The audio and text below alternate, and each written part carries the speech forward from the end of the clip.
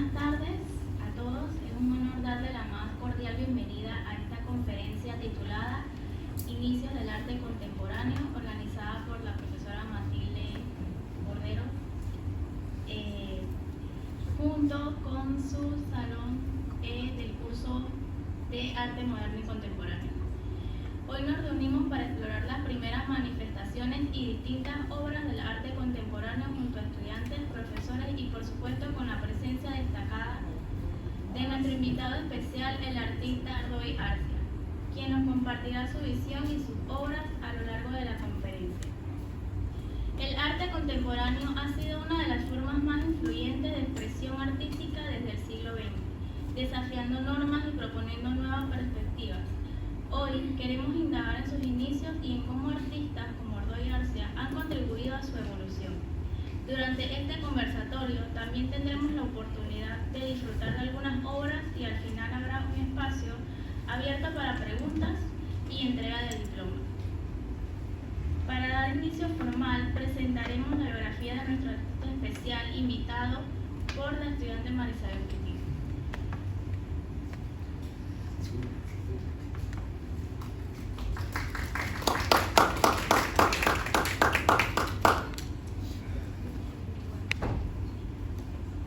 Buenas tardes. El artista Roy Arcia nace en Panamá en 1960. Realiza estudios de técnico en artes plásticas en AP y NAC 1980. Realiza estudios de perfeccionamiento en artes gráficas, Instituto de Arte de Porta Romana, Florencia, Italia, 1984. Licenciatura en artes visuales con especialización en pintura. Facultad de Bellas Artes de la Universidad de Panamá, 2007. Posgrado en Metodología de la Enseñanza Superior y obtiene una maestría en Gestión y Conservación del Patrimonio Documental y Artístico, Universidad de Panamá. Expone desde 1977 a nivel nacional como internacional.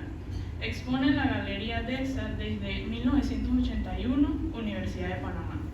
2 veces seleccionado en la Bienal de Arte de la Cervecería Nacional, Museo de Arte Contemporáneo de Panamá. Integrante del grupo de arte experimental Ars Natura 1980-1996. Percusionista por más de 16 años en la orquesta Sensación de la Chorrera. Integrante en el grupo musical Matices de la Dirección de Cultura de la Universidad de Panamá. Ha realizado escenografías para distintas academias de danza de la ciudad capital. Actualmente es director de la Galería de Arte Manuel Amador de la Universidad de Panamá.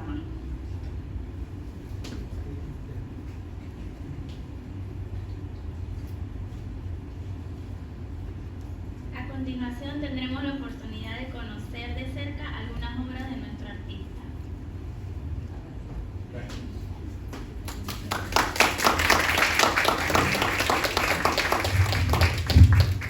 Bueno, muy buenas tardes a todos. Primeramente, gracias a ustedes, a la profesora principalmente, compañera de maestría. Realmente queremos que esta conferencia, charla, sea divertida. ¿Por qué lo digo?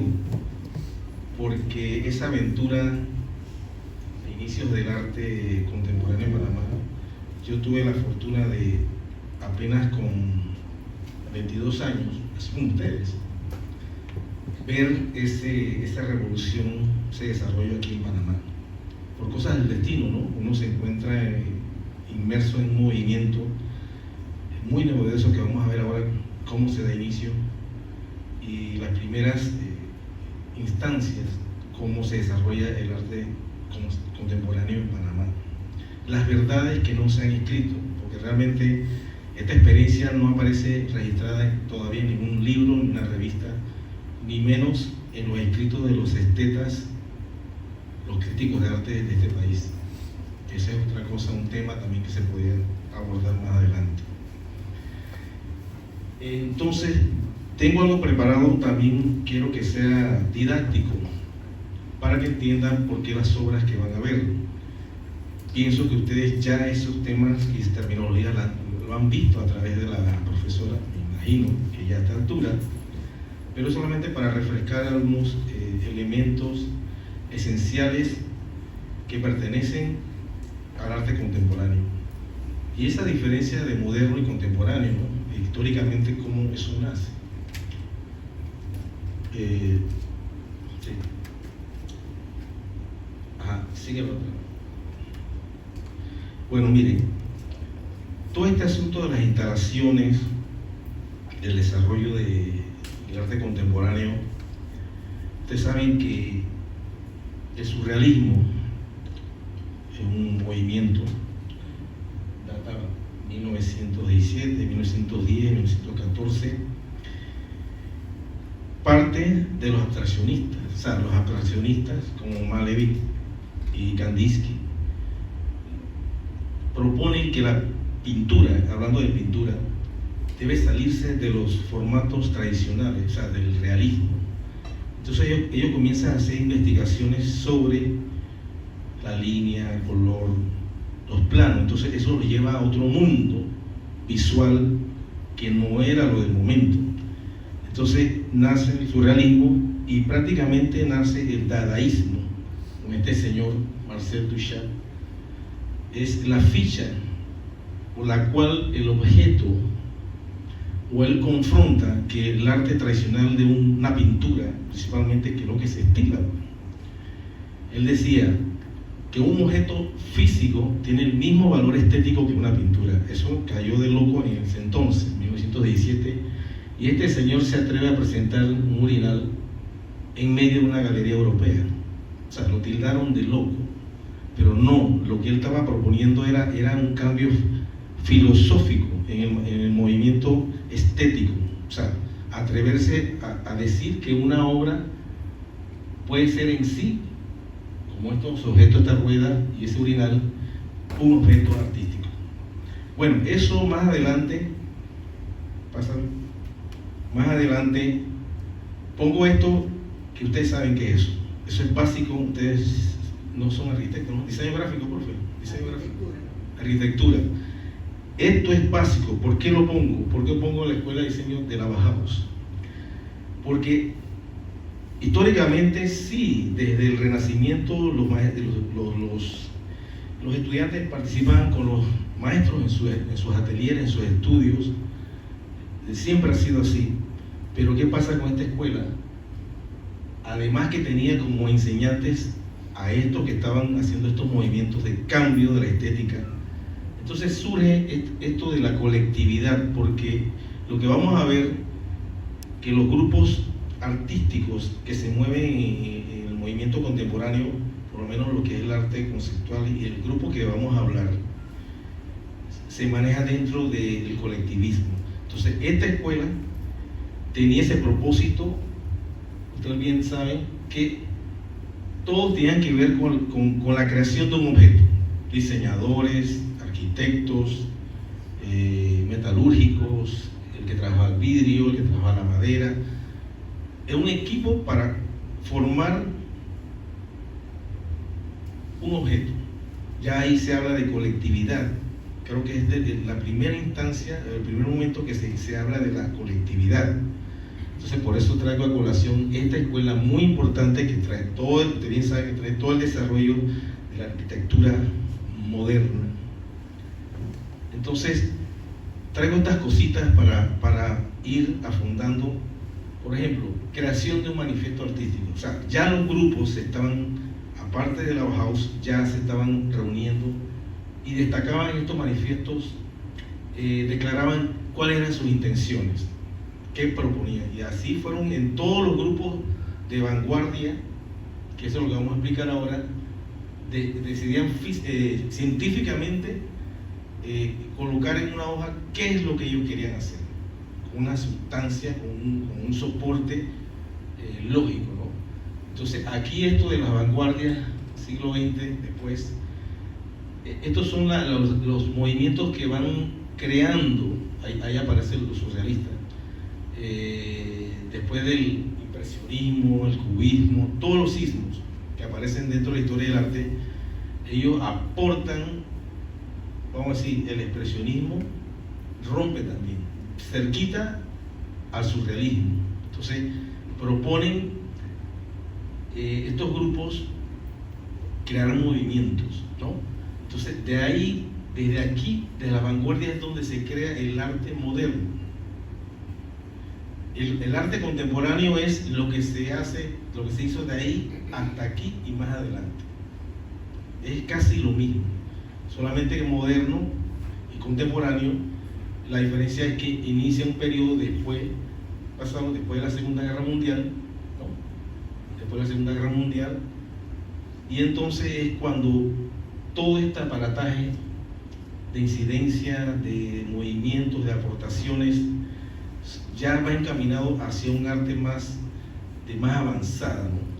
Por ejemplo, aquí las prácticas artísticas colectivas. Esta fotografía nos quiere decir que sin un equipo, sin un colectivo, no se podría hacer este tipo de eventos públicos. Estos se llaman los famosos happening, que nacieron primera instancia en Europa y después se radicaron en Estados Unidos. Se necesitaba incidir en un espacio con materiales.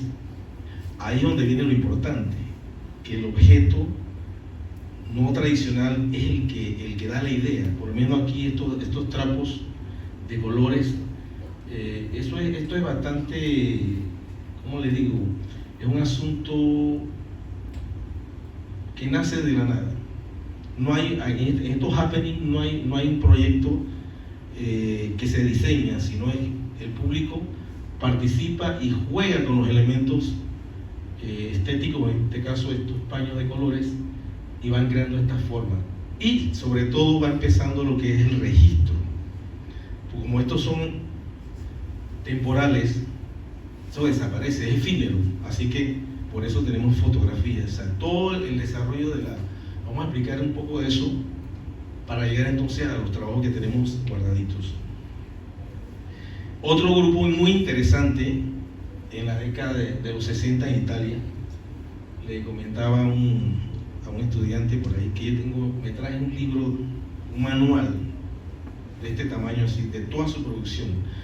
Es un grupo que todos eran arquitectos y diseñadores, no eran artistas de academia, de pintura, claro, habían pasado por todas esas materias, porque sí, lo académico siempre es importante, y hago un paréntesis aquí, que la Facultad de Arquitectura tiene una falencia, se ha caído en esa parte.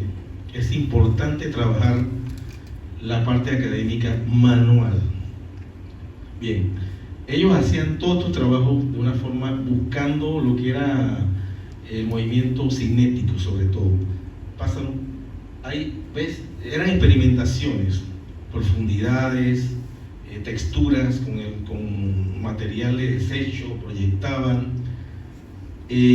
Yo he buscado un acercamiento de quién nace primero, si es Cruz Diez, el venezolano, el artista cinético, o el grupo N, Padova, Italia. Hay una fecha muy extraña, como que, no lo quiero decir, como que Cruz Diez abordó sus experiencias, vio sus experiencias, y claro, él desarrolló, y como ustedes ven en la historia del arte, Cruz Diez y muchos otros latinoamericanos tuvieron suerte de que la parte cultural estadounidense, los museos grandes, promovieron a estos artistas latinoamericanos, y él cayó en la fortuna de ser el único y principal artífice del arte cinético, y yo pienso que no es así. Estos grupos estaban mucho más antes. Entonces, como ven, ellos hacen una experimentación, hacen proyectos con el asunto de trabajar en el espacio, porque lo que vamos a ver ahora, lo que es el arte conceptual, es precisamente eso. O sea, el lienzo deja de existir para que el espacio de una galería, o fuera un parque, un desierto, sea el punto de desarrollo de la obra artística en sí. Ahí está. ¿Qué es el arte conceptual? En historia del arte y otras disciplinas cercanas se conoce como arte conceptual a una tendencia artística contemporánea en la que el concepto o la idea detrás de la pieza artística resulta mucho más importante que su forma, o incluso que el objeto físico o material que la contiene. ¿Ves? Ahí la idea y el concepto es lo que vale. Por eso cuando usted va a una galería y ve que un saco tirado ahí roto, entonces usted llega ahí y mira eso y ¿qué quiso decir el artista? Entonces él abre la pauta para que el observador, el visitante, crearse un concepto propio de lo que está ahí.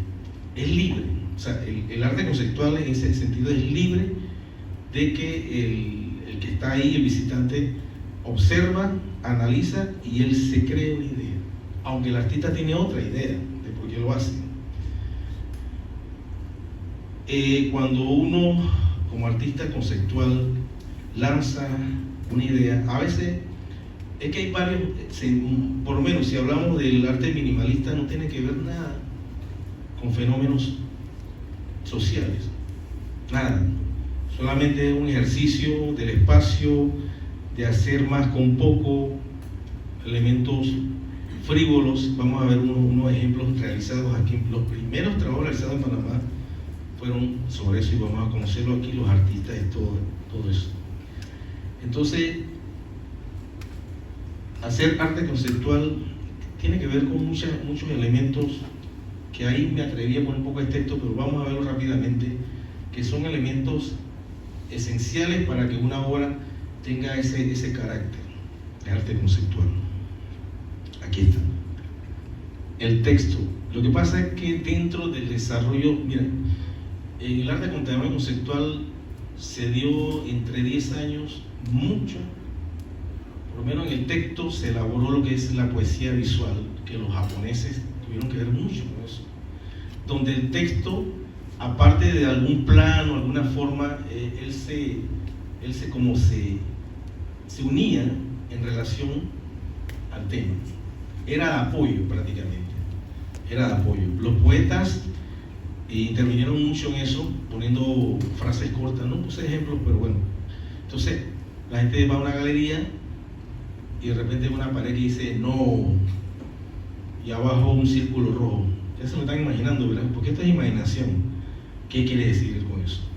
Entonces, ustedes deciden qué es lo que él quiere presentar con la palabra no en negro y el círculo rojo. Entonces se crea un diálogo entre los elementos de la pared y el que observa. Eso es el arte conceptual. Entonces, el tiempo se debe a que las obras necesitan, por lo menos en el caso del tiempo, son como el que vimos el happening de las telas. Eso es temporal, o sea, eso sucede en un momento dado y desaparece.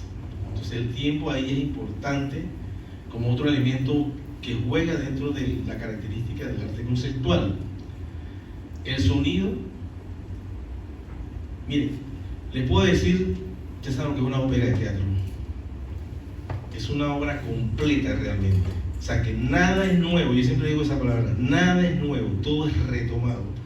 Porque la ópera necesitaba bailarines, actores, música en vivo, escenografía, color, luz.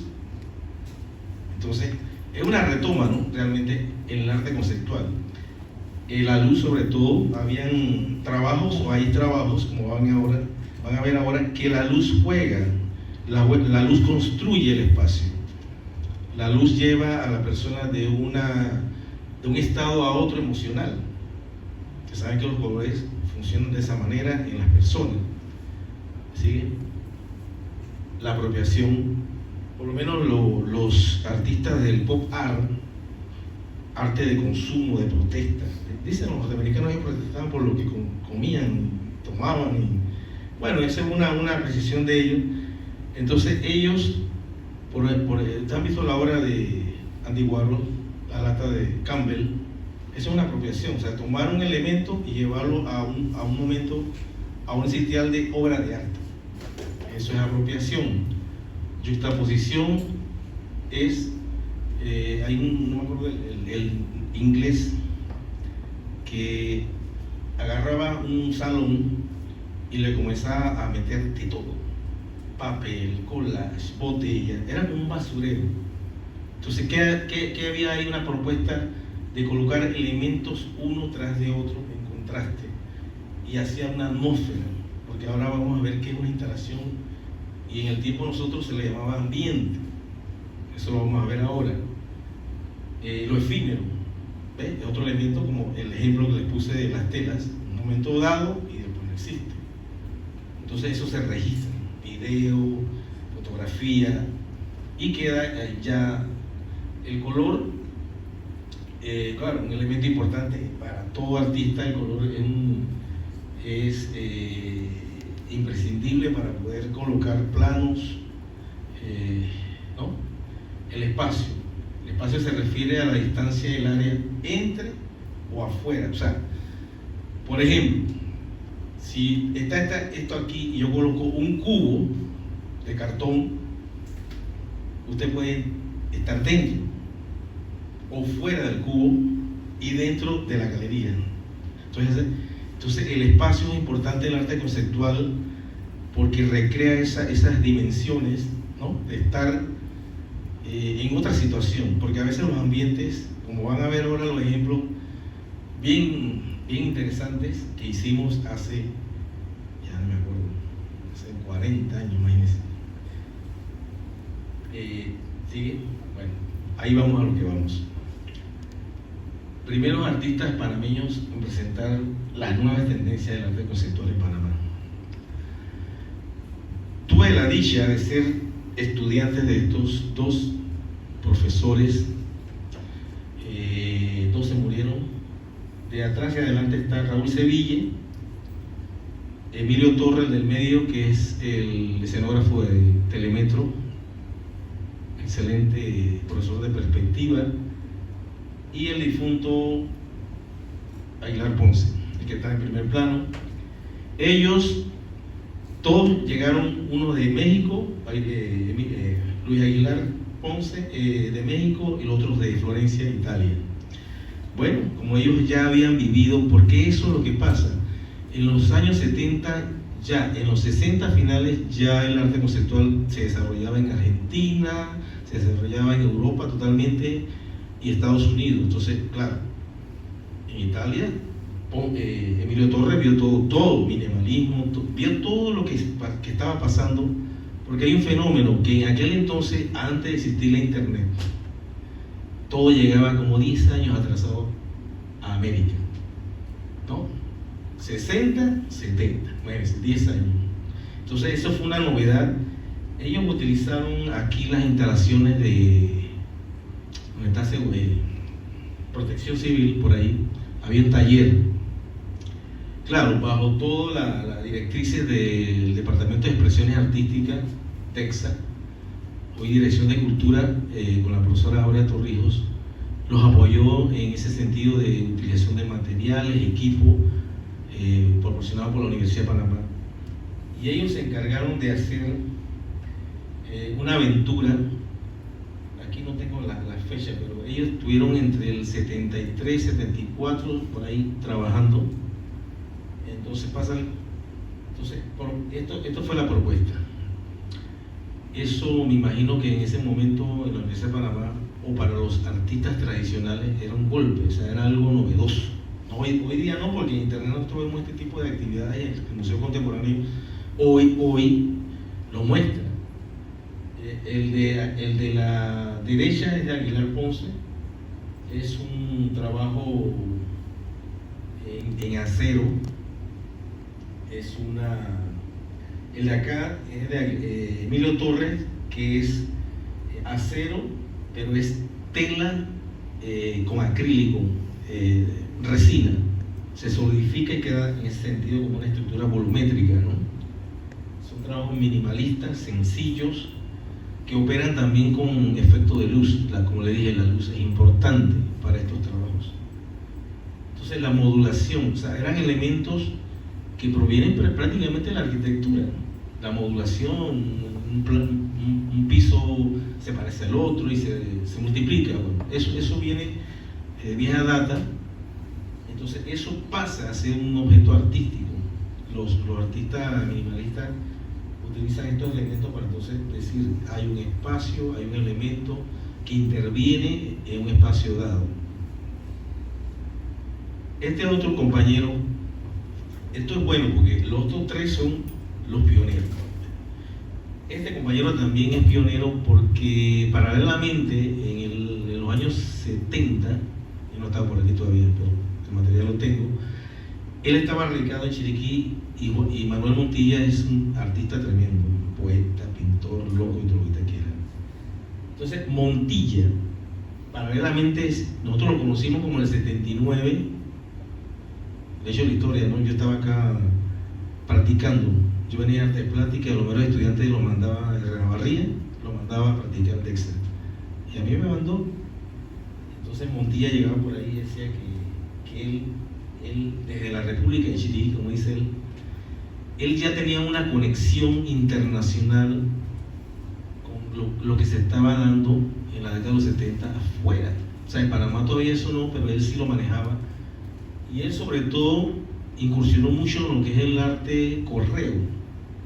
Bueno, hoy es arte virtual a través del internet, pero en aquel entonces todo era comunicación de carta, sobre, aéreo. Entonces él hacía esa conexión, la gente le mandaba postales, y más adelante vamos a ver cómo se inicia un movimiento aquí en la Universidad de Panamá que da como lugar y finalidad un encuentro muy interesante.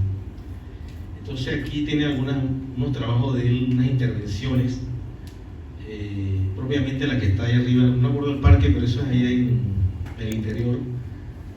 Forró toda la escultura de papel aluminio. Es una intervención, o sea, el arte conceptual tiene esta facilidad también de insertarse dentro ya de algo ya realizado, claro, con permiso. Porque yo conocí hace el año pasado un muchacho que quería hacer un proyecto ahí en la estatua de Núñez de Balboa, querían pintarlo de negro, porque estaba en contra de la conquista española, etcétera, etcétera. Y yo, ¿quién te va a dar permiso para pintar? Vas preso. Entonces hay artistas en la historia que han sido osados de intervenir bruscamente por decir lo hice y queda registrado. Entonces Montilla, hombre polifacético, hizo la que está acá abajo, se llama la casa embrujada, que me acuerdo, pero no embrujada, sino que era una casa, dice él, que había de todo. O sea, le prestaron una casa, hizo intervenciones con collage, con murales efímeros, dice que tenía hasta perros amarrados. Eso lo cuenta en un testimonio de un documental que yo hice sobre este tema del grupo que vamos a ver a continuación. Entonces Montilla es otro pionero del arte conceptual en Panamá. En el 77, Erótica 77, se dio, para que ustedes sepan dónde se dio en la universidad, detrás del Paraninfo existía la Galería Texa, ya no está. Ella estuvo ahí por más de 30 y tantos años. Entonces Daniel Richard, que venía de Inglaterra, era también bailarín espontáneo. Eso se le llama más bien movimiento corporal. No es que era un bailarín de carrera, pero tenía mucha agilidad. Entonces, esa Erótica 77, erótica, o sea, la sensualidad, el desnudo.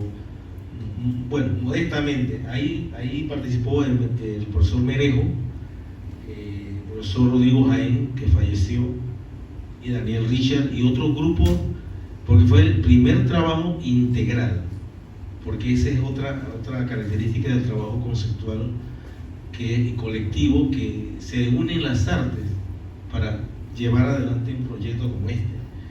Entonces, todo lo que se usaba era otra cosa. Toda la información que nosotros teníamos sobre el movimiento contemporáneo nos llegaba a través de revistas.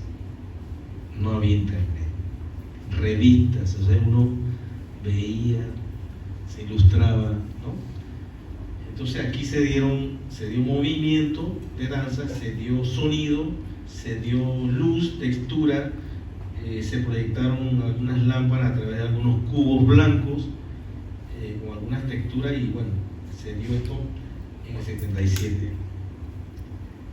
Bueno, este es el grupo. Quiero dar la salvedad de que los pioneros fueron Aguilar Ponce, Emilio Torres y Raúl Sevilla. y paralelamente Montilla. Pero ellos trabajaban de manera, por lo menos los 3 primeros colectivos, pero no hicieron mucho más de eso. O sea, hicieron esa intervención y quedaron. Bajo la batuta del profesor Rodrigo Jaén, egresado de la UNAM, Merejo también egresado de la UNAM, ellos deciden crear un grupo de la Universidad de Panamá, acoger la Universidad de Panamá como casa para el desarrollo del arte conceptual en Panamá. Entonces ese grupo duró más de 10 años, un grupo que estaba compuesto por como más de 20 personas. Entre eso habían teatristas, pintores, bailarinas, sociólogos. O sea, era una playa de gente que... Entonces, ¿para qué? Yo les voy a explicar por qué se dio ese fenómeno. Hasta creamos el logotipo. Era un grupo que se lanzaba a las calles en aquel entonces, entre el 79 y la década del 80, a hacer trabajo de intervención en los parques, a manera individual y a manera colectiva. El grupo también creó su manifiesto. ¿Qué es lo que quería hacer? ¿Qué líneas de trabajo quería hacer? Ahí están, no se lee, pero ahí está escrito de todo. De todo.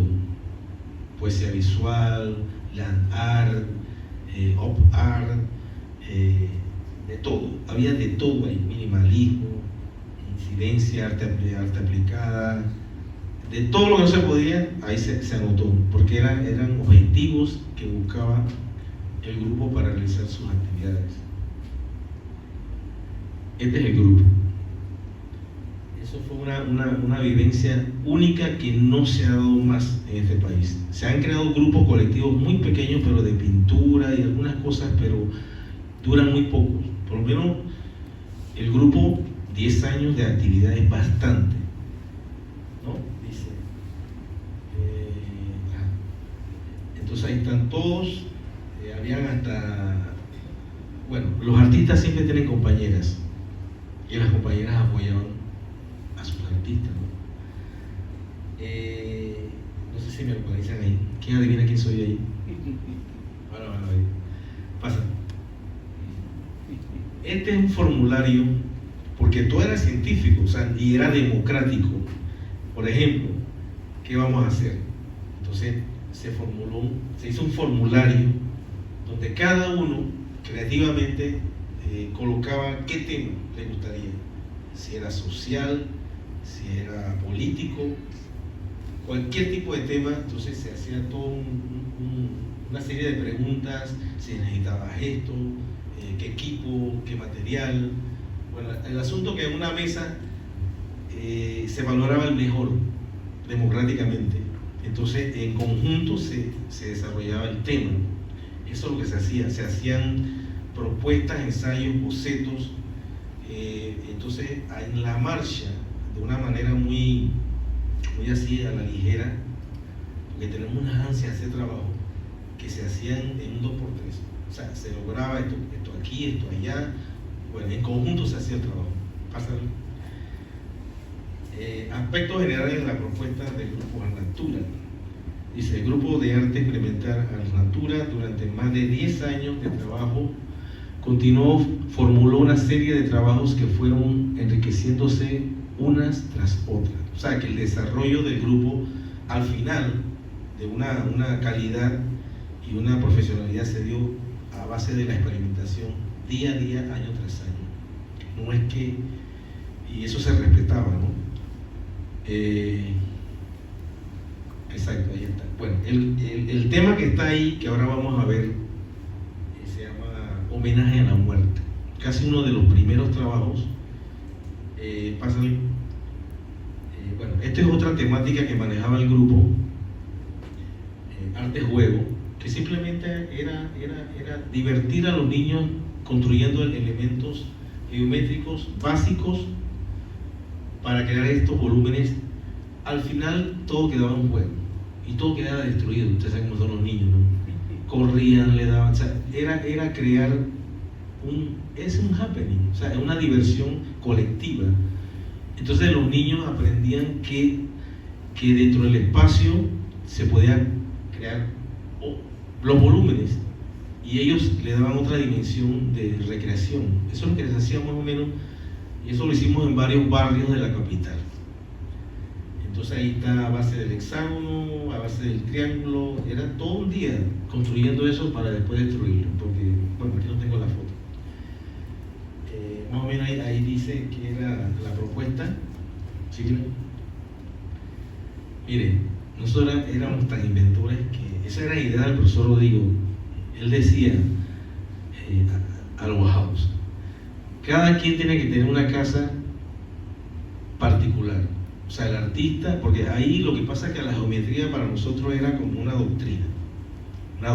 Por lo menos el profesor, y esa casa existe, ahora mismo está, no sé en qué estado está, pero el profesor le gustaba el hexágono y esa casa existe, existe en Pedregal, tiene varios desniveles porque el terreno es muy inclinado.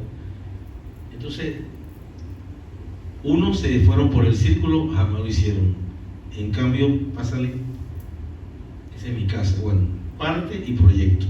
No es que yo sea arquitecto, no, pero son ideas que nacían del colectivo, de que cada artista tenía que tener una casa única para trabajar. Eran cosas idealistas, prácticamente. Idealistas y costosas.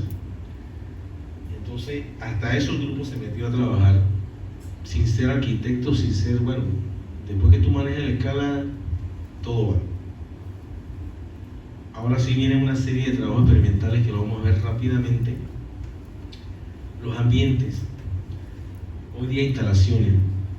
La mayoría de los trabajos que van a ver son instalaciones o ambientes. ¿Qué era un ambiente?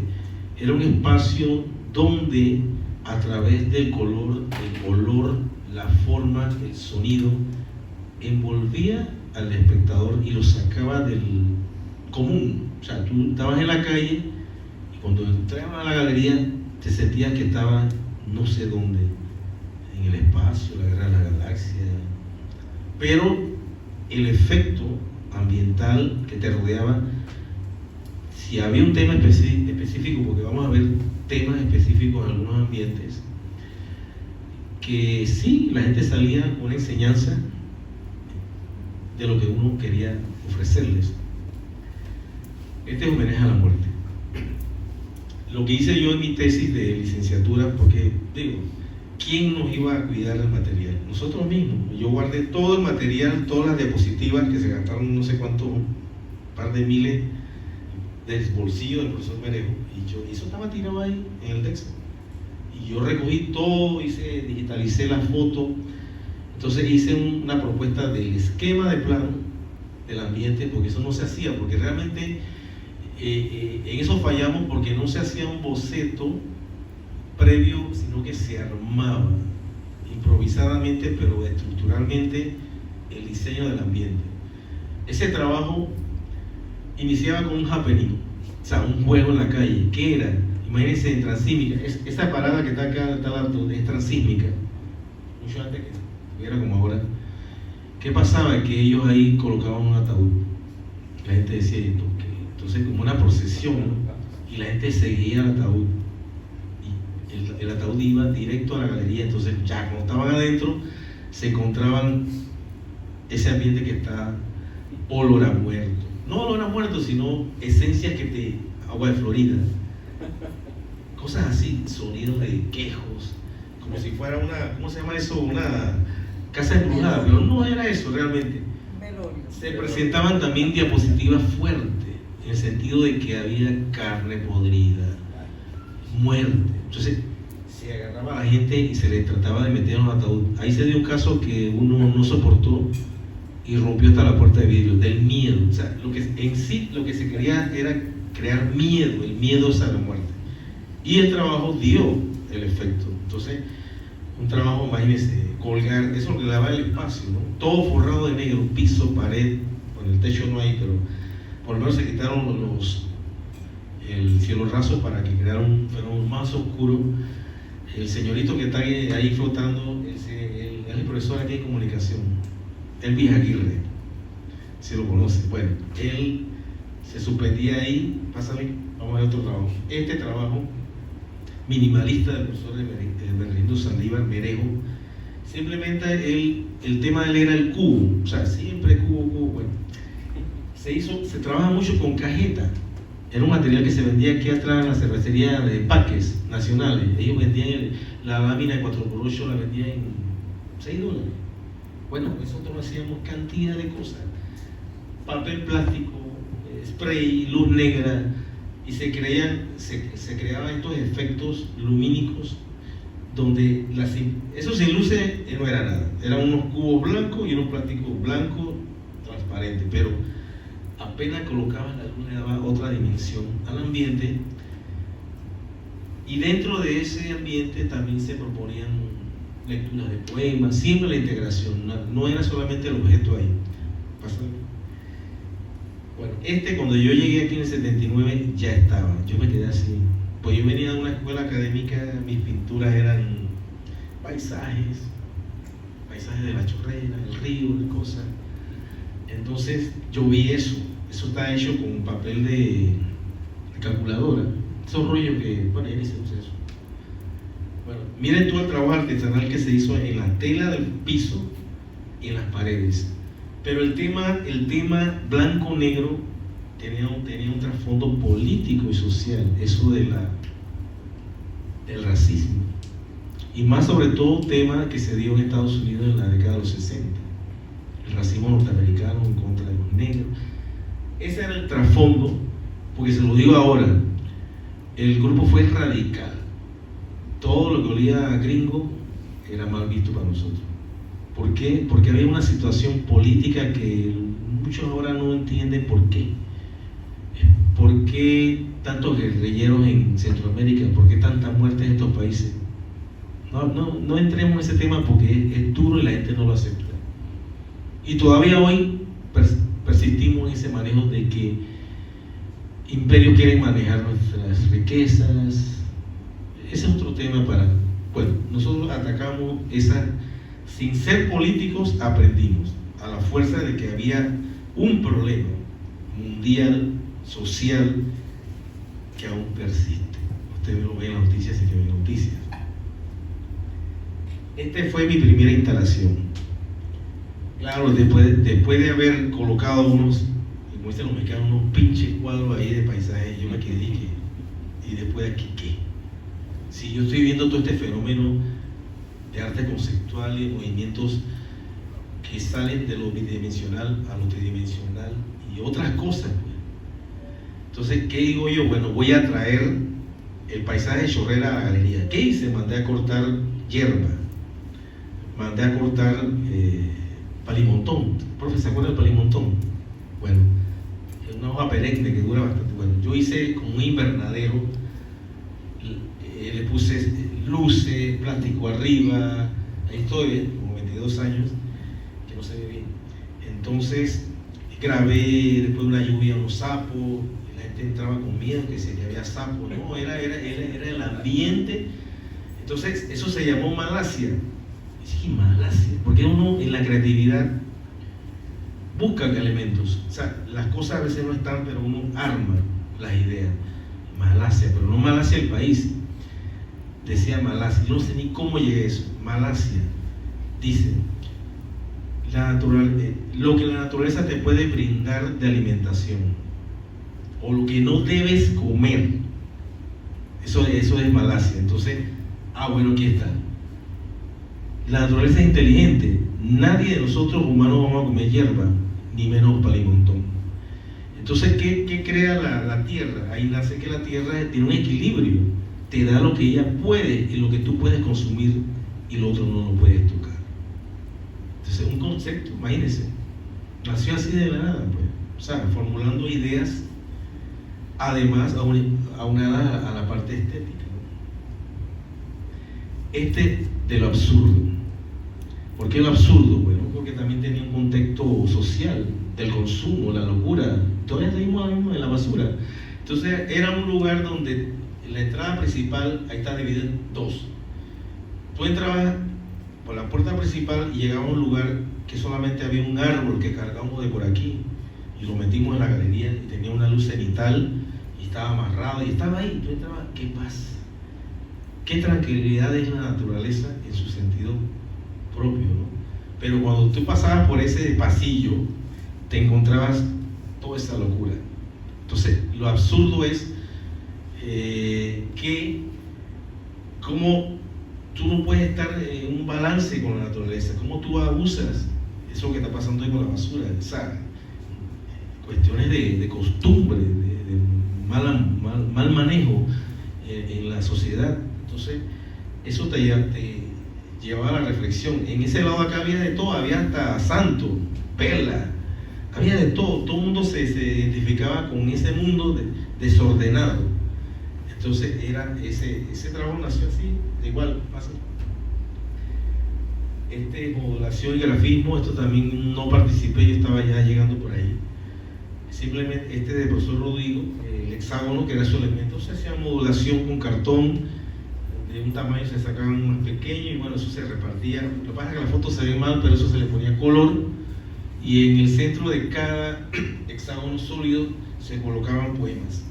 Entonces esto se dio una intervención de que se dieron recitales poéticos. El de abajo ven que hay un señor, un escritor, bueno, un poeta. Vale también decir que la Universidad de Panamá y la Galería Artexa fue punto de acopio de los mejores escritores que ha tenido, jóvenes de vanguardia. Cuando hablamos de vanguardia son 70, 80, 90 en la Universidad de Panamá. Bueno, eso quedó en constancia, registrado, de que se podía convivir con elementos minimalistas y hacer trabajo de integración artística. Ese es otro trabajo que yo hice en La Chorrera. Yo, sinceramente, yo estaba desatado entre los 80, antes de ir para Italia, entre 70 y 80. Yo creo que hice como en el 80, yo hice como 5 trabajos grandes. Claro, yo no tenía hijos, toda la plata me la echaba en esos trabajos. Ahí mi papá le dijo, mándame a cortar unos guarumos, ¿sabes los guarumos? Hice unos trípodes. Eso fue un trabajo en homenaje a Tomás Martín Fouillet, que es el parque que están viendo. Simplemente agarré un libro que yo tenía de poesía de Tomás Martín Fouillet y fue un trabajo manual. Ustedes ven los tablones, esos tablones me los regaló un tío que vive en zona libre de embalaje. Bueno, yo dividí las letras que están ahí en naranja, eso era cartón por cartón, o sea, letra por letra para tirar un spray y que marcara el registro de la letra, o sea, le quedaba el fondo del texto, pues. Y eso tuvo un caso bien triste, porque uno de los poemas de él, yo sin saber, yo no iba a pensar que eso iba a pasar, decía que él maldice a Dios. Busquen la poesía de Tomás Martín y él hay un poema que dice, maldigo al mundo, maldigo no sé qué. O sea, él fue un personaje que estuvo en la guerra, en la guerra colombiana, guerra de separación en el sur, vivió en Chorrera, por eso el parque está ahí. Entonces, ¿qué pasó? La gente me quemó ese tablón. O sea, no es que, dice, el artista está en contra de Dios. No soy yo, es el poeta que adorna tu parque. La gente dice, la ignorancia, ¿no? De que, no, eso, tú no puedes decir que Dios no es malo, que no sé qué. Bueno, se dan cosas así cuando tú haces intervenciones. Entonces fue un trabajo que tuvo casi una semana ahí y después se desmontó. Listo. Bueno, esto fue antes eso fue en el 79. Yo quería incidir pues, en el parque. ¿Qué hice? Unos simples plásticos, madera blanca, le puse luz, la luz me la traía de la universidad, me la iba para allá, para estar. Y la gente decía, ¿y esto qué es? No, que esto es una instalación. ¿Y eso qué es? Eso no es Navidad, decían, eso no es no estamos en Navidad, estamos todavía en mayo. Y yo, no, es que la geometría, no sé qué, tratando de explicar al público que era una intervención. Imagínense, eso fue ahí tenía 23, 24 años. Ahí estoy paradito ahí. Entonces yo le llamé intento. Era un intento de conversar con el público de qué era el arte. Imagínense en aquel entonces. Esto está recreado porque no le tomé foto. No había cámaras como ahora en celulares. eso se llama ensamble, que era una crítica al trasiego de animales, que todavía se da. ¿Qué hice yo? Hice unas cartulinas, muchas cartulinas con ilustraciones en acrílico de especies. Las pegué en una cajeta y le puse atención, protección, ¿no?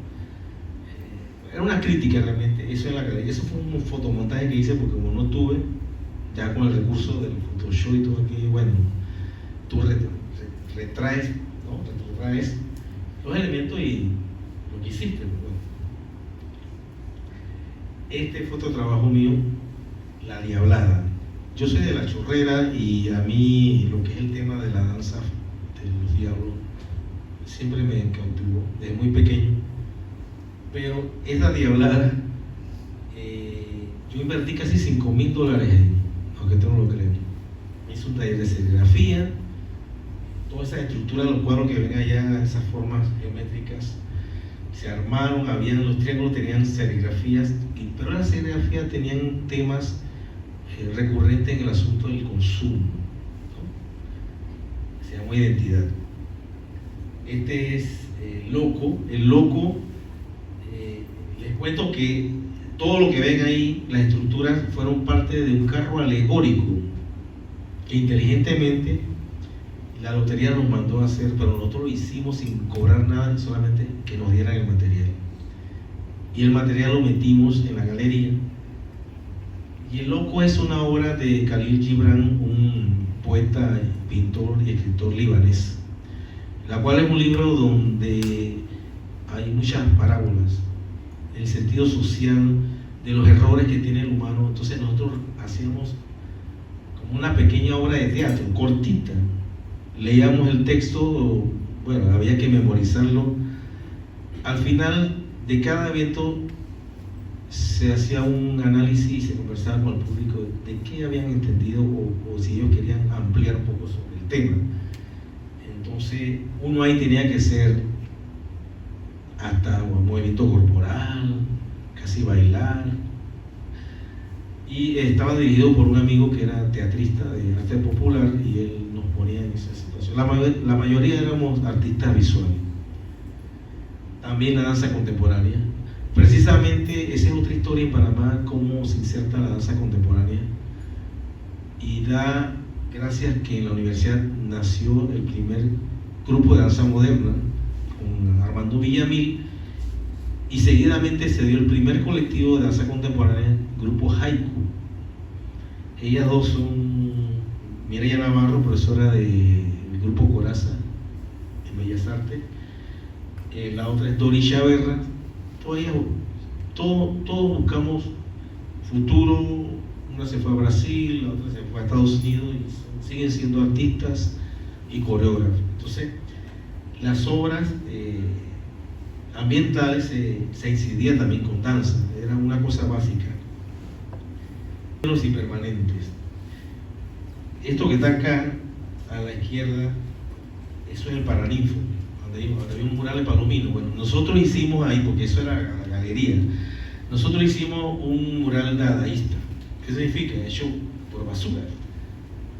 Cualquier cosa que incidía ahí, color, un rector no le gustó y lo mandó a quitar.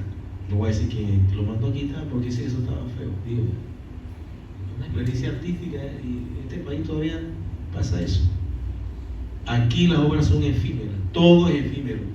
Y me da tristeza ver un atrapasueño que está tirado ahí en el parque de aquí al lado. Da pereza eso. O sea, ver eso tirado ahí, no. Eso debe estar puesto, ser respetado, porque eso lo hizo un grupo de estudiantes de la facultad y está tirado ahí. No sé. Entonces, nosotros tuvimos una actividad fuerte de muralismo en la ciudad de Penonomé, donde ven las huacas. Muy pocos de ellos quedan. Entonces uno se atrevía a hacer estas cosas. Íbamos en como 10 para allá, nos pagaban todo allá. El muchacho que está allá, yo me atreví a hacer ese mural efímero en medio de la guerra social de los civilistas con los militares, con los Doberman. Ustedes no vieron eso, pero aquí se dio una incidencia fuerte de violencia en la Guardia Nacional con la Universidad de Panamá, porque de aquí me hacía mucha crítica. y todavía deberían salir más, pero no sé qué está pasando.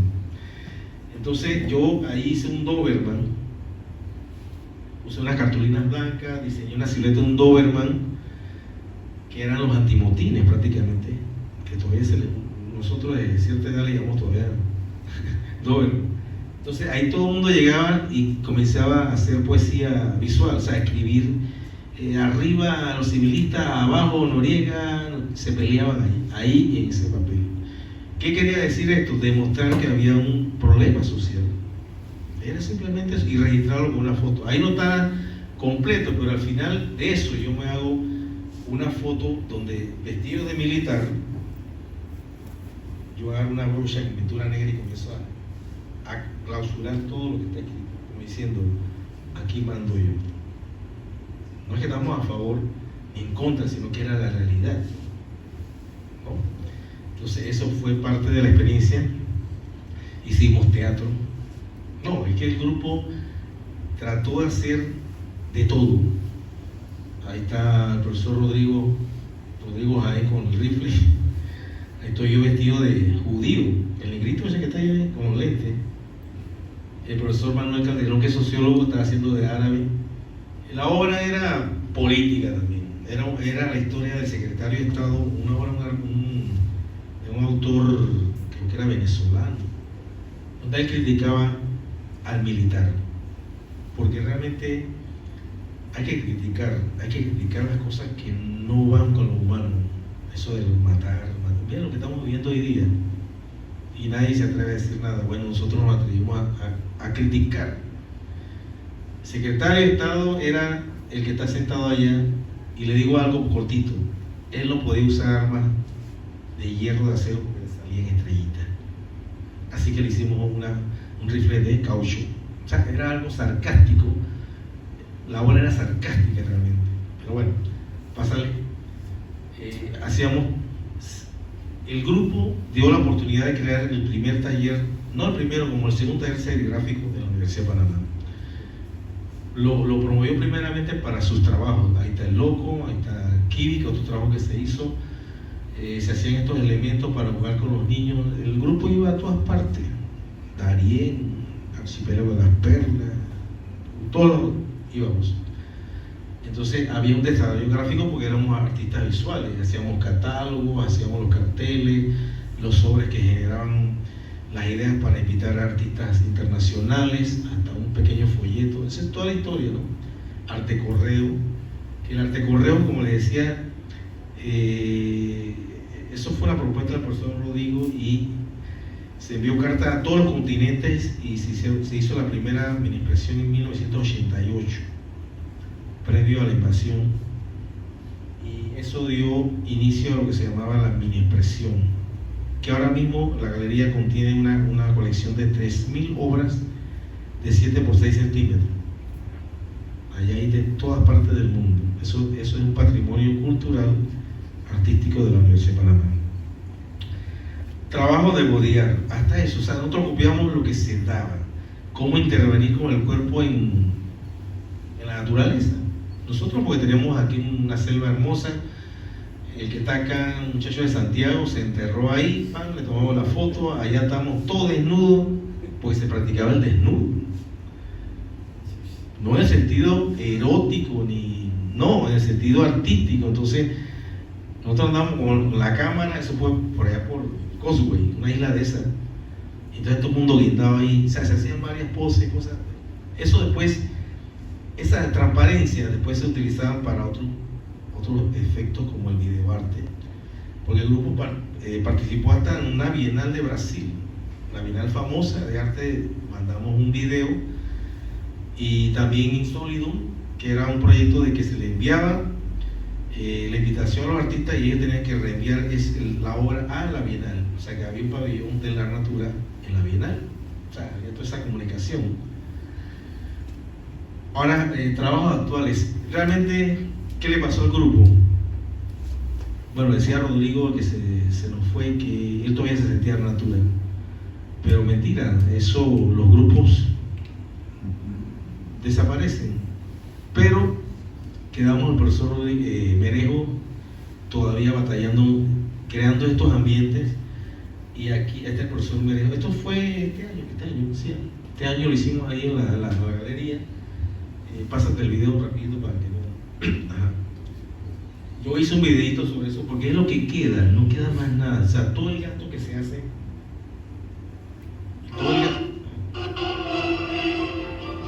es lo que quería hacer es el fenómeno,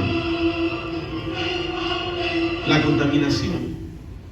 contaminación que proviene de todos estos elementos, estos instrumentos, estos accesorios que el hombre inventa para sus necesidades, pero después no sabe qué hacer, los tira por ahí. Tenemos un problema de recolección de basura, pero es una obra que pasa del desorden con el color rojo, ves que la luz es importante, y de repente usted caminaba, no sé cuántos aquí fueron allá, muy pocos. Entonces usted atravesaba de un ambiente violento hacia un área serena. ¿Y qué es lo más sereno que hay en este mundo? La naturaleza. Entonces es una confrontación de este trabajo. Él tuvo que reciclar algunos paisajes que hizo en papel manila, algunas pinturas de vegetación en vivo, hojas. Aquí hizo una piscina llena de botellas plásticas que era la incidencia, pues, de un material contaminante en el medio ambiente. Entonces esto se logró con muy poco, realmente, trabajo bastante económico, porque realizar una instalación, ese es el problema que hay, cuesta demasiado. Yo hice una estadística más o menos económica de lo que nosotros hicimos en esos 10 años, viendo los materiales y todo lo demás. Creo que se invirtió como $60,000, que aquel entonces era mucho dinero. Oye, no sé. Entonces, ya está terminando. Cierro. Este es otro trabajo que hice ahora para el Festival de Artes Visuales del Ministerio de Cultura. Claro, ya aquí está el asunto del COVID. Esto fue en medio de, terminando el COVID. ¿Se acuerdan que eso de la UCI daba miedo? La sala UCI, eso daba miedo, ¿verdad? Nadie quería quedar ahí. Bueno, yo hice ahí no hay nadie, hice un maniquí.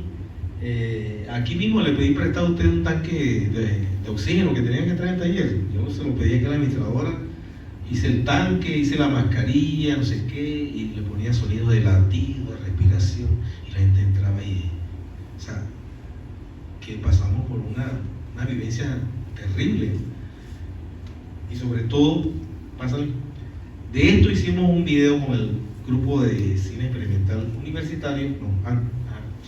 Invité a una compañera de teatro e hicimos un pequeño argumento donde ella aparecía diciendo de que ¿te gustaría estar aquí?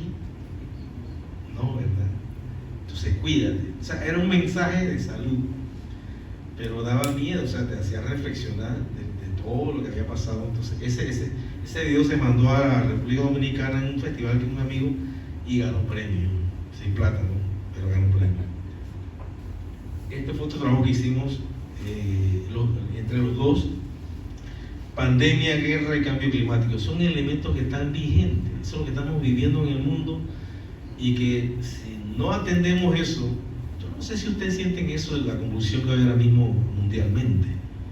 La gente no cree que las cosas pueden repetirse, pero una bomba atómica se puede repetir. Si los norteamericanos la lanzaron para calmar una guerra, matando millones de millones, eso puede pasar. Nosotros estamos aquí en una burbuja muy hermosa en Panamá, pero eso está pasando. Entonces aquí traímos al espacio, pasa este otro video, es una panorámica nada más de lo que se hizo. Yo se lo digo ahora mismo, yo soy pro ruso, sin miedo y sin pena, porque eso tiene que verlo de la manera política, social. ¿Por qué inició la guerra? Bueno, averígüenlo bien.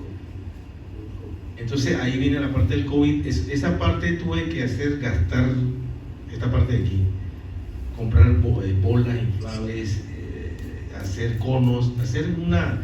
Lo que pasa es que esta obra nació, no sé si el cartel está después, es un cartel que hicimos en medio de la pandemia para dar seguridad, que la gente se cuidara. Nació la figura, la mujer o el muerto, donde el COVID se lo llevaba. Entonces yo lo hice en escultura prácticamente, lo hice tridimensional. Aquí da la parte de la guerra, es cosa dadaísta, ¿eh? Esto es dadaísta. ¿Quién estaba ahí? Tú mismo, Héroe Espejo. O sea, no hay nada. Ese es el profesor Medejo. Ahí se hizo un rincón natural con la contaminación, se hizo un Cristo con basura, con elementos, o sea, no costó nada. Las bolas sí costaron. Entonces se juega con la luz, la forma, tiene mucho significado realmente. ¿Qué puede pensar? Ahora vamos a hablar, ¿qué vio ahí? ¿Qué puede pensar de eso? Entonces eso es el arte conceptual, ¿no? Crear ahí está eso. De eso hice un video, pasa a ver si está ahí. Bueno, después, cuando uno hace un trabajo de esto, uno aprovecha, porque eso costó. Entonces yo invité a una modelo a que me posara como si el cuerpo ese que el COVID se llevaba, ¿no? Ya el desnudo, esa fotografía, el estudio de fotografía de desnudo te sirve para hacer pinturas, o sea, son bocetos, hacen 80, 100 tomas. A ver qué sigue. Aquí está. Aquí nació ese fenómeno del hombre COVID, del muerto COVID, ¿sabes? Cómo el COVID se llevaba a miles y millones de personas en el mundo. Y entonces yo acá, esto acá es Photoshop de la modelo que vieron, y ves cómo se traduce de un elemento manual digital a un digital 100%. A ver qué más sigue. Hay un elemento ahí, una toma más. A ver. Bueno. Miren, a veces uno hace cosas sin pensar. A mí me invitaron, yo soy sincero, una norteamericana aquí hizo un trabajo sobre sexualidad. Y yo digo, no tengo nada que hacer. Entonces, todas las tomas que hice con la modelo, hice un PowerPoint, hice un video normal, dándole sentido a la sensualidad del cuerpo femenino. O sea, unas tomas, tratando de no caer en lo pornográfico, porque hay una diferencia entre lo erótico, lo sensual y lo pornográfico. Esos valores tienen que tenerlos cuando ustedes manejen un diálogo de eso. Entonces, ¿qué más sigue? Ya, es el último. Bueno, estamos en tiempo para preguntas, respuestas. Dice la profesora que cada uno de ustedes tiene que hacer una pregunta.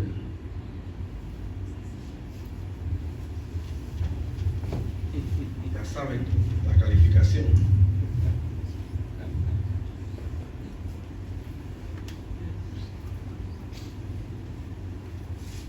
¿Habían visto este arte? No. ¿Qué les pareció? ¿Qué les pareció? Bien, mal, fenomenal, rutinario, común. A ver. ¿Qué lo llevó a hacer este tipo de arte? Mira, el artista, a través de sus vivencias, porque realmente la obra de arte, hasta el arquitecto de Sir Wright, la casa de la cascada, eso es una vivencia y un fenómeno que él quiso experimentar, cómo combinar la naturaleza y el espacio habitacional. Entonces, un artista tiene que buscar esas cosas estéticas, pero hay un mensaje, o sea, hay una marca del artista. Si tú vieras toda mi obra pictórica, todo lo que yo he hecho, eso está en YouTube. Buscan Roy Arcia, el canal, ahí está. Se van a aburrir. Hice una recopilación de todos mis trabajos. Lo que pasa es que, porque uno se mete en esto, porque igual para usted la arquitectura no debe ser un fenómeno económico, tiene que ser todas las artes, porque el arte mayor tiene que ser vida, el trabajo es vida. Entonces, si yo nací para ser artista, pintor, digo, yo tengo que hacer eso. Aunque esté cansado, que esté... Mire, hay una frase que yo a veces estoy tan cansado de hacer trabajo fuerte, y decía Ravalía, pinta pelado, pinta pelado. ¿Qué significa eso? Que tú naciste para eso. Y el día que tú no hagas eso, mejor no respires. Entonces, uno hace eso por necesidad. El artista, la mayoría, hace por necesidad su trabajo. Vital, biológica, mental. No hay otra. No, bueno, si llegas a ser profesor, si llegas a ser un talentoso arquitecto, que la vivienda más barata de Panamá, eso no va a llegar nunca, porque aquí los consorcios privados dicen esto es lo que es y esto es lo que es. No quiero criticar su profesión, pero es bastante. Todas las carreras son difíciles. El arte es difícil, pero si a uno le gusta eso y tiene la facilidad y el apoyo, mire el apoyo que tuve de estar aquí en la universidad, y el sacrificio también. Todo tiene su sacrificio. Eso no se hace que fumando la pipa y sale. No, todo es trabajo. Sí. O sea, un artista no termina. Yo voy a mi casa y tengo que seguir. ¿Qué voy a hacer? ¿Qué tengo que terminar? Hasta los fines de semana. O sea, no hay un momento de descanso en el sentido. Sí, el ocio sí, compartes con tu familia algunas cosas, pero la mente está allá resolviendo un problema existencialista. ¿Qué es eso realmente? Bien. Otra, pregunten. Ay, no. ¿Qué años son? A ver. Loca. Segundo. Bueno. Pero pregunten. ¿O pregunto yo? ¿Harían ustedes en arquitectura algo fuera de lo normal, de lo común? Bueno, ¿qué pregunto yo? Pues, ¿qué relación tiene esto con la arquitectura? Pues, a ver, pues, ¿qué aprendieron? ¿Qué relación hay? ¿En qué puede contribuir este fenómeno estético en una estructura? Sí, la arquitectura se debe a muchos hallazgos de corrientes artísticas.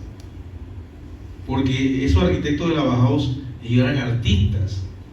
Ellos diseñaron un espacio a base del constructivismo ruso, Mondrian, ¿no? El divisionismo, la cosa. Ellos se basaron, si ellos no ven esto, que se hubieran quedado haciendo palacios renacentistas toda la vida. Sí.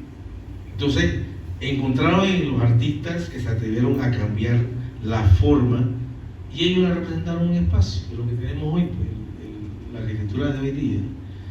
Les voy a decir un secreto. Yo iba a estudiar arquitectura aquí. Yo soy egresado de la Pedro Pablo Sánchez, pero las venas de artista me mandaron para arte plástica. Y ahí descubrí que sí, ser pintor es lo único. Cuando yo digo, me puse artista, no puse profesor, y no sé qué, nada, yo soy artista, y soy pintor. Pero he navegado a través de muchas cosas interesantes con la idea de decirle al público que existe un problema, que tú estás metido en un problema aunque no lo quieras ver. A mí se me critica mucho de que mi obra es muy fuerte porque nadie quiere verse en lo malo. Uno se ve bien y se esconde detrás de cosas que son que no dicen nada. Porque el problema está, la sociedad es un problema que hay que resolver. Gobierno que viene, gobierno que se va y la basura ahí. ¿No? Entonces, yo sé que dentro de la arquitectura hay especialidades. ¿No? No solamente construir casas, sino diseñar cosas, vertederos. Todo eso se le debe a las ideas que puedan promover un diseñador de espacio. Entonces, hay una relación. Entonces, quiero ver el compañero que iba a hablar. Sí, tú. ¿Usted hable? Sí.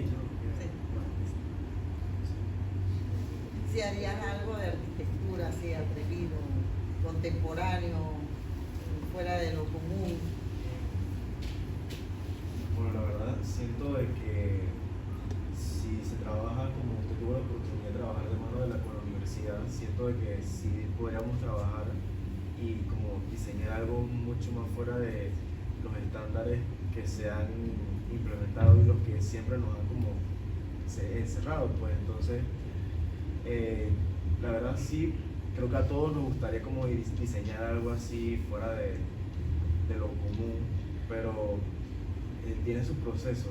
Y bueno, yo sí le quería preguntar a ustedes de que o sea, de la parte artística, qué tan difícil le fue a usted como llegar a plasmar las ideas hacia la realidad, y no sé si el tema económico también habrá sido como un tipo de restricción acerca de qué tan artístico usted podría hacer. Bueno, mira, ustedes son los artistas, los considero, los más disciplinados.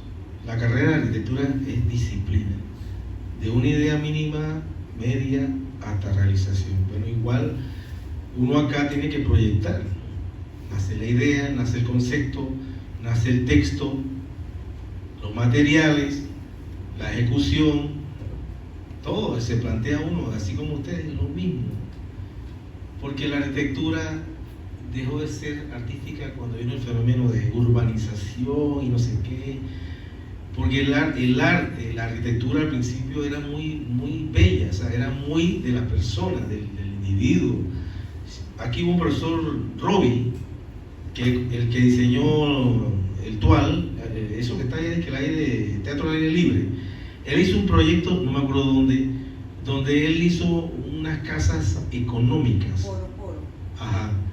Yo la vi en una foto, que más o menos el estilo de él es ese así, no repelladas, no me acuerdo cómo eran las casas, pero él propuso eso al Estado. No. Es que realmente es interesante uno hacer su casa. Yo no soy arquitecto, pero yo en mi casa, otra cosa, yo pego bloques. Yo vengo de familias de albañiles, de maestros de obra. Yo dibujo planos y no he estado por aquí. O sea, porque si tú tienes herramientas, yo le digo una cosa, hoy día el campo es muy diverso, muy diversitario, muy variado, entonces hay que ser inteligente dentro de esta carrera, sí, porque a veces uno tiene suerte de que hay un proyecto, ¿no? Una productora perfecto, pero yo pienso que ustedes también tienen que incursionar en la parte esta, no que sean artistas sino que esos conceptos les pueden ayudar a crear otras cosas, como dijo el compañero. Entonces esto es evolutivo, esto es creativo, y las mejores cosas han nacido de la nada, ¿no? Entonces mi papá nunca diseñó un plano, pero estas eran las casas que tiene Chorrera, o sea, era detallista, y mi abuelo fue el que le enseñó. Entonces yo pienso que estas cosas usted las puede sentir muy lejos de su ideal, pero el arte y la arquitectura como el arte mayor, ¿verdad? Los libros dicen arte mayor, espacio, luz, color, todo es la arquitectura. Es importante repasar lo que es la historia del arte. Ahí se encuentra uno puede rescatar y rehacer muchas cosas. Es importante que sepan eso, porque usted sabe lo que yo decía. Usted me disculpa, yo no voy a ser arquitecto, porque allá en la calle había un señor que se pasaba todo el día dibujando planos, y bueno, yo no sirvo para eso. Estar en una mesa dibujando planos, no. Yo pues, a lo personal, yo mejor me voy a hacer otras cosas. Entonces hay que pensar bien qué está haciendo uno, dónde está, qué quiere con esto. Claro, todo es sacrificio y lucha y búsqueda, porque cuando tú encuentras el camino de las cosas, hay que aprovecharlo. Se te presenta un trabajo, desarrollarlo, ya. Mire, una anécdota, yo vine de Italia y yo empíricamente desarrollé lo que es el arte publicitario. Yo trabajé como 6-7 años en una agencia ¿Por qué? Porque yo en la parte académica desarrollé el buen dibujo, el buen color, el realismo, lo que tú quieras. Y en aquel entonces, en los años 80, después del 80, 86, 87, ya todo era dibujo, ilustración. Y yo a los 25 años, yo ganaba $500 medio tiempo, haciendo frutitas y cosas. O sea, si no se me presenta eso, y yo no lo tomo, no voy a tener una experiencia. Entonces, cualquier cosa que ustedes que puedan tomar como consejo, tomen y desarrollen. Las cosas no llegan solas, hay que buscarlas. Ahora me parezco sacerdote.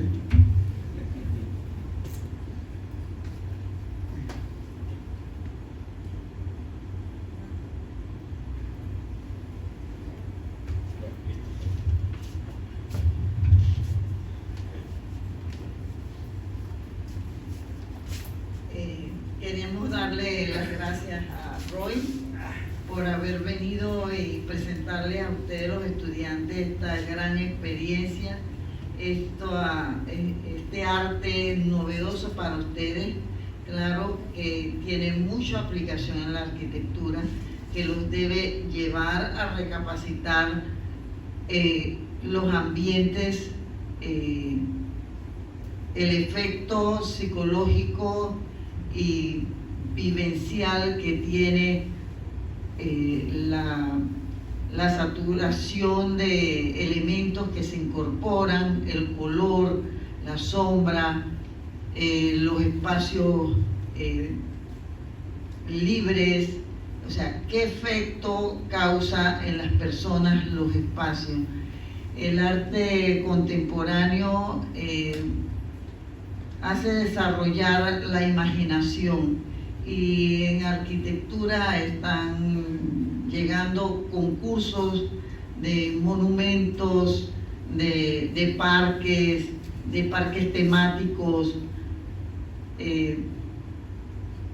y para ustedes conocer este tipo de arte, no tener miedo a plantear sus ideas, es muy valioso. Muchas gracias, Roy, y bienvenido a la facultad.